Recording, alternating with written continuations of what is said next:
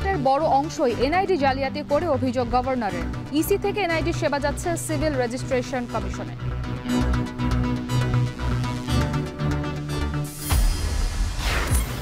শিগগিরই দেশে ফিরবেন বেগম খালেদা জিয়া। চিকিৎসকদের অনুমতির অপেক্ষা, স্থিতিশীল শারীরিক অবস্থা চলছে পর্যবেক্ষণ।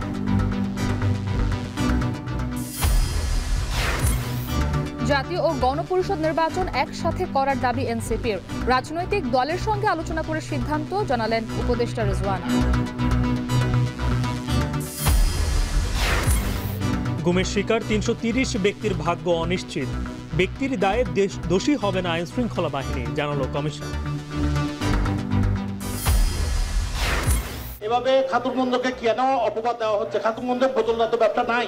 শিপমেন্টের কারণে 1 মাস ধরে উনি মাল ডেলিভারি করাতে পারে নাই। চাহিদার চেয়ে লাখ টন বেশি আমদানির পরও ভোজ্য তেলের সংকট। দু একটি বড় কোম্পানি ব্যবসা গুটিয়ে নেওয়ার খোঁড়া যুক্তি ব্যবসায়ীদের।